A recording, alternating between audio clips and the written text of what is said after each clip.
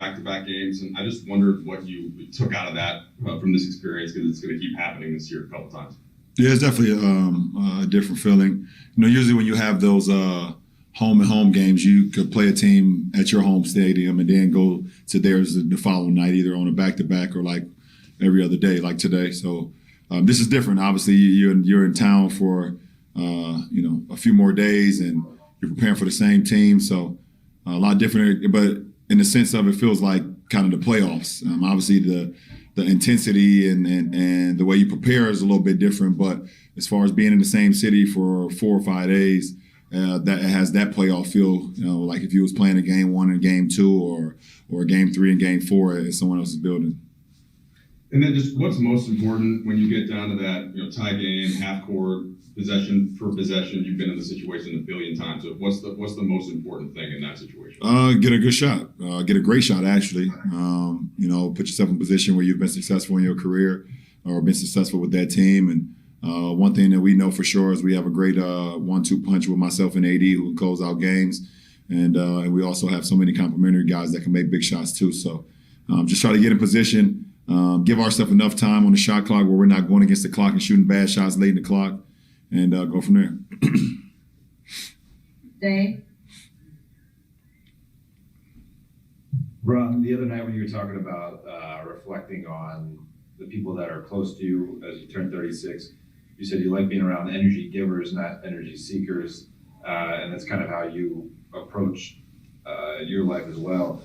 Do you think that dynamic, that characteristic helps in this season in particular, and maybe with your roster makeup, guys having that approach because there aren't the things like drawing the energy from that 2000 fans? Yeah, I mean, we would hope we could take that energy, and then when guys are low energy or guys are feeling a little bit down, that we can have the opportunity to bring each other up. So.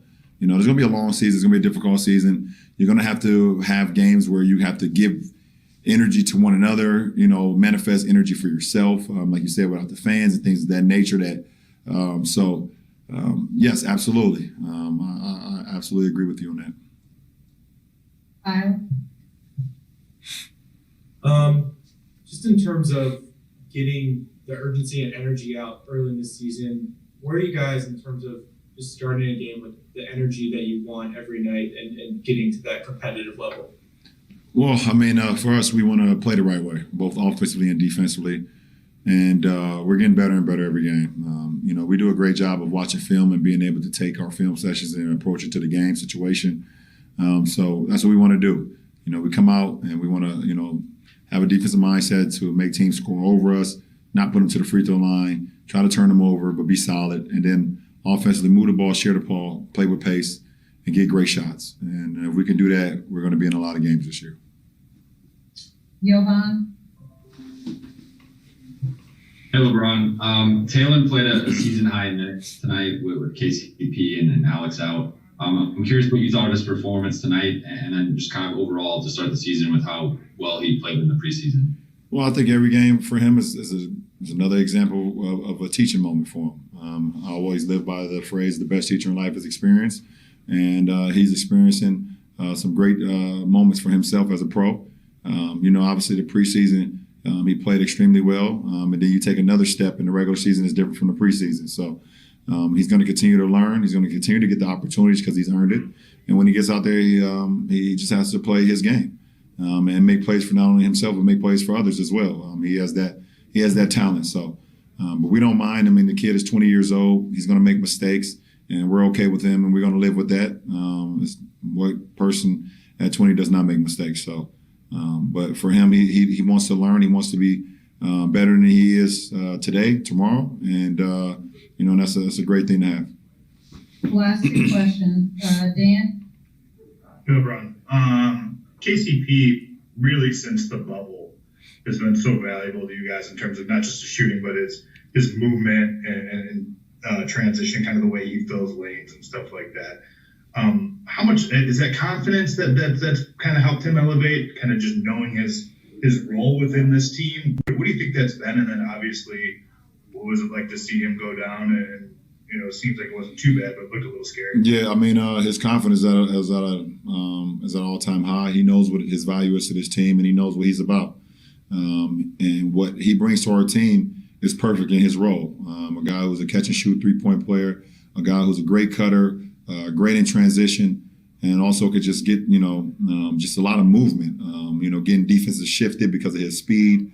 And so it works for our team perfectly. So, when you have that confidence in yourself and it trickles down to the team, we know how big of an asset he is. And obviously, hated to see him go down tonight and was just hoping for the best, which it is. It is the best case scenario with the turn ankle, and we should have him back in no time. Last question, Alfredo.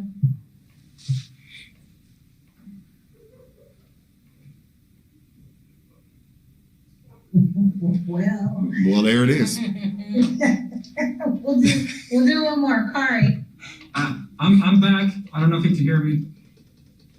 All right, Alfredo, let's go. Alfredo, All right. come on now.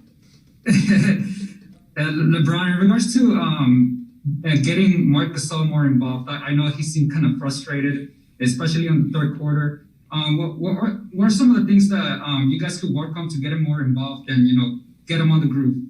I just think, playing through him a lot more.